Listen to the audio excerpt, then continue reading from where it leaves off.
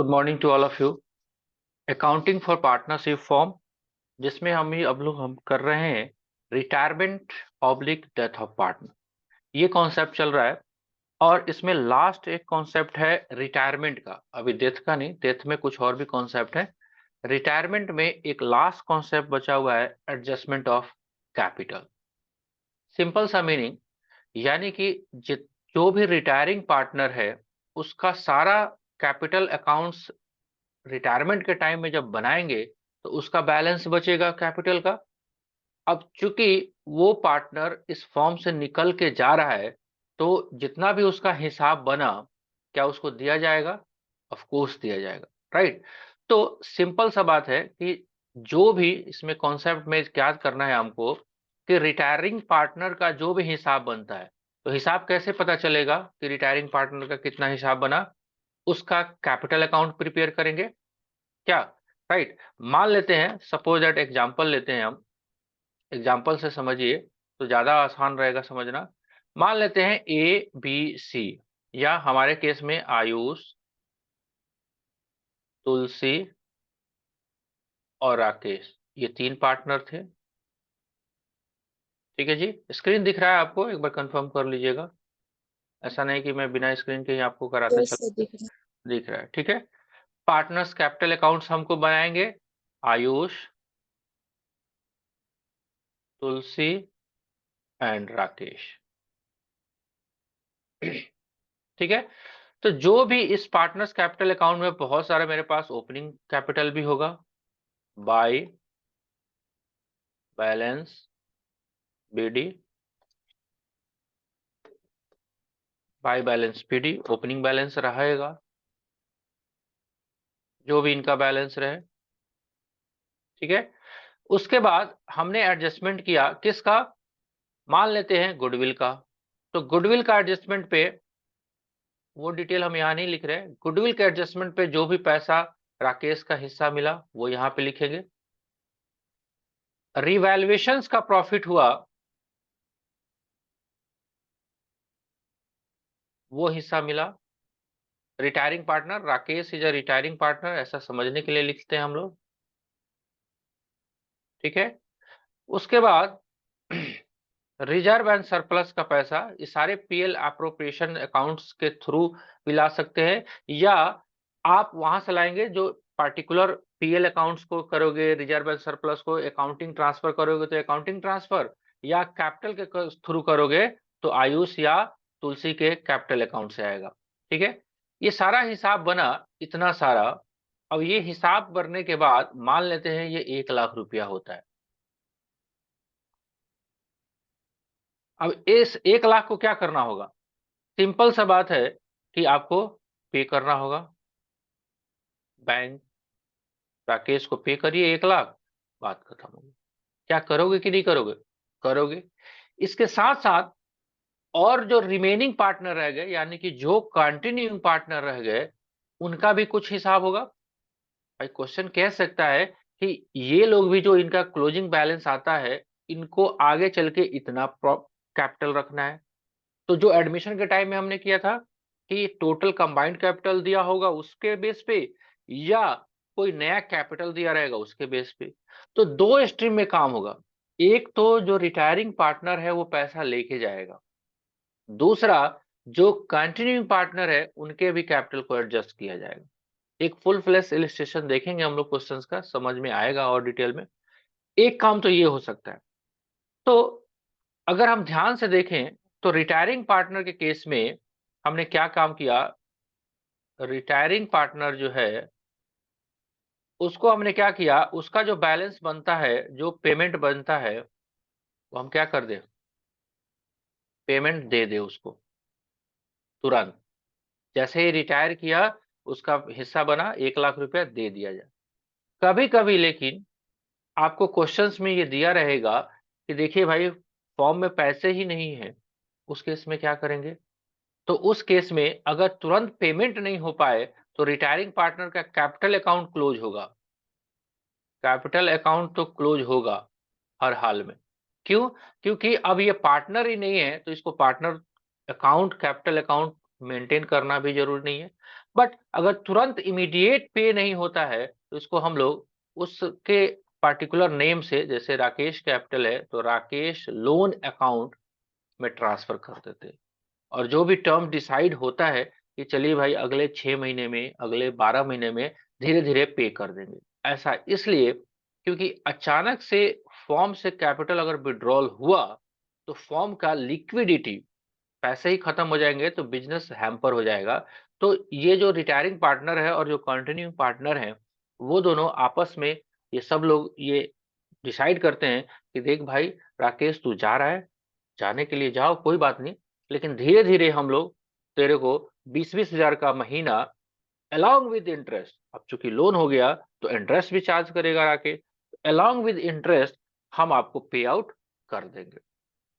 तो retiring partner के case में दो ट्रीटमेंट अराइज हो सकता है। एक तो इमीडिएट पेमेंट ऑफ हिज हिसाब, एंड सेकेंड उसका जो अमाउंट है वो तुरंत ना भुगतान करके एक लोन अकाउंट खड़ा कर दिया जाए और धीरे धीरे इंस्टॉलमेंट में जो भी टर्म्स डिसाइड होगा क्वेश्चंस में उसमें पे किया जाए। पहला काम तो ये होगा रिटायरिंग पार्टनर के पॉइंट ऑफ व्यू से। दूसरा काम ये होगा कि जो भी कंटिन्यूइंग पार्टनर रह गए हैं उनका भी कैपिटल एडजस्ट होगा। तो एक ये छोटा सा बेसिक कॉन्सेप्ट, बहुत सिंपल सा वे है समझने का।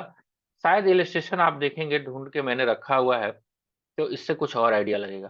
कुछ बेसिक बातें पता चल गई होगी आई थिंक। अब इस क्वेश्चंस को देखिए एक बार। एडजस्टमेंट ऑफ कैपिटल दिया हुआ है, एडजस्टमेंट ऑफ कैपिटल। हाँ जी।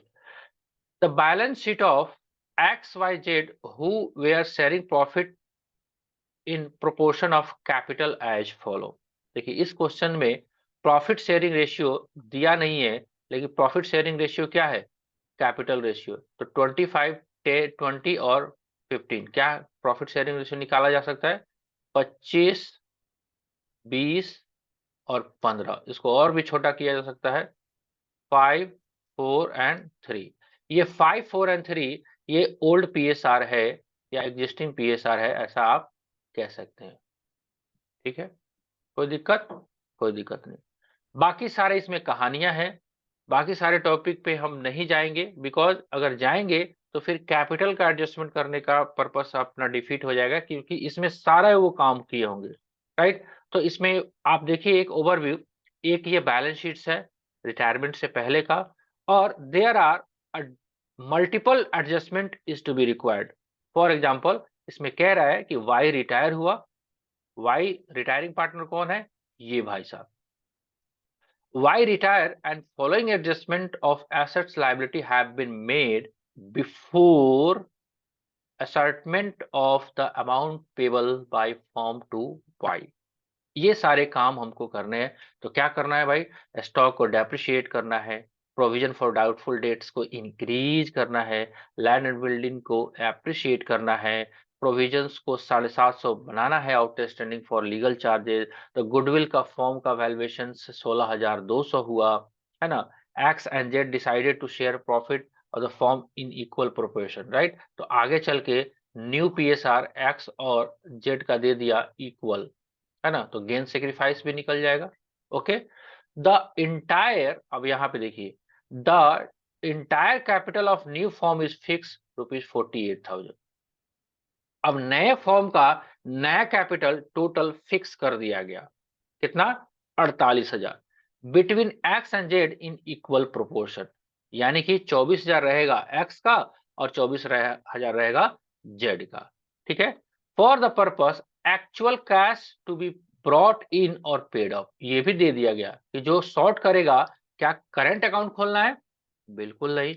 आपको जो पैसा कम होगा वो लेके आइए नगद में, और जो पैसा आपका एक्स्ट्रा होता है आप लेके जाइए नगद में।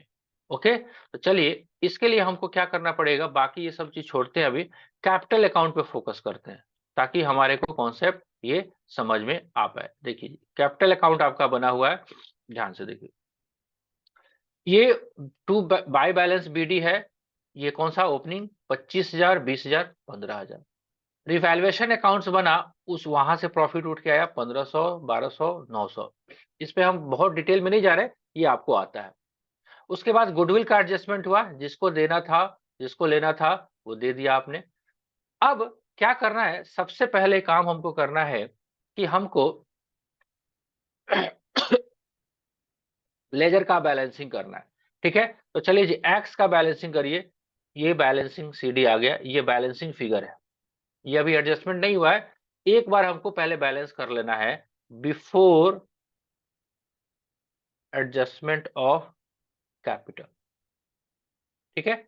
वाई रिटायरिंग पार्टनर है, इसका कितना आ रहा है 26,600 और इसके बारे में बोला नहीं कि इसको देना है कि नहीं देना है, तो देखिए यहाँ पे क्या किया, वाई का लोन अकाउंट क्रिएट कर दिया, ताकि ये तो अब आगे कंटिन्यू करेगा ही नहीं, खत्म।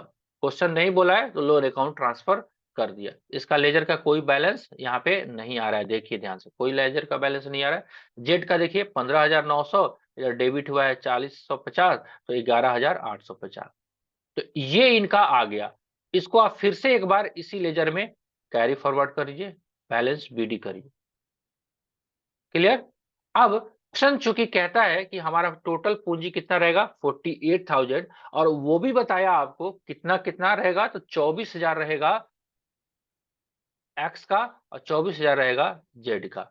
ये टू बैलेंस सीडी, ये रिक्वायर्ड है, required, to balance CD required. Okay, तो जैसे ही ये रिक्वायरमेंट हुआ कि 24,000 रखना है, अब कंपेयर करके देखते हैं। 24,000 आना है एक्स का, और है कितना इसका 25,150, तो क्या करेंगे, इसको पेमेंट कर देंगे 1150 पे, तो इसका 24,000 बैलेंस हो जाएगा। Okay done. इसको भी 24,000 रखना है, लेकिन 11,850 ही है, तो इसको 12,150 रुपये और लेके आएगा, ब्रॉट इन, सिंपल सा बात है, हो गया एडजस्टमेंट। तो ये एडजस्टमेंट का तरीका कौन सा था, when total capital of new form या न्यू एग्रीमेंट इज गिवन, कितना गिवन था 48,000। ओके, इतना बात मानते हो? अगर नहीं दिया रहता तो हम क्या करते, 25,150 और 11,850 को ऐड करते, और क्वेश्चन बोलता कि बराबर इसको इक्वल शेयर प्रॉफिट है, तो इक्वल में इसको 2 से डिवाइड करते और तब कंपेयर कर लेते। तो जैसा क्वेश्चन बोलता है वैसा बोलेंगे।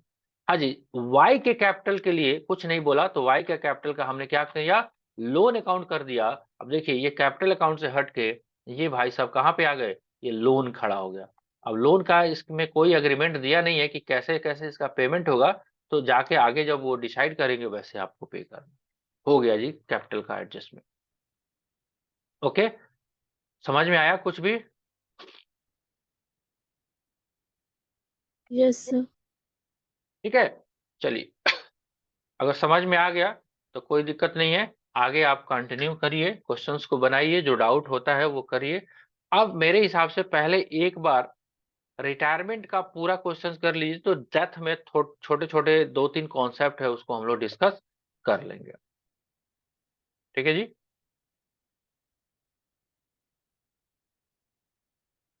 ठीक है सर। चलिए, चलिए तो क्लोज करते हैं, मिलते हैं हम लोग नेक्स्ट लेक्चर में।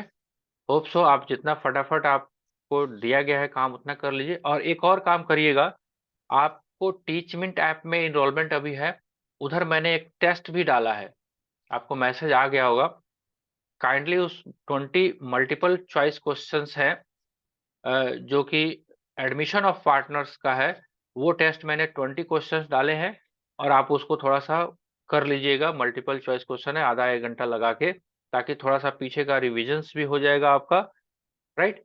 तो टीचमेंट ऐप पे आप जाइए, वहाँ पे आप इनरोल हैं, वहाँ पे आपको फ्लैश होना शुरू हो गया होगा, टेस्ट मैंने पब्लिश किया हुआ है, तो लॉगिन करके आप अपने ऐप में देखिए, है ना? वहाँ से आपको डिटेल्स मिल जाएगा। एडमिशन ऑफ न्यू पार्टनर के 20 multiple choice question as a test form homework में मैंने आपको डाला है, उसको ऑनलाइन सबमिट करिए और चेक किया जाएगा कितना आपका परसेंटेज आता है, 20 में से कितने नंबर आप गेन करते हैं। ओके, ठीक है सर।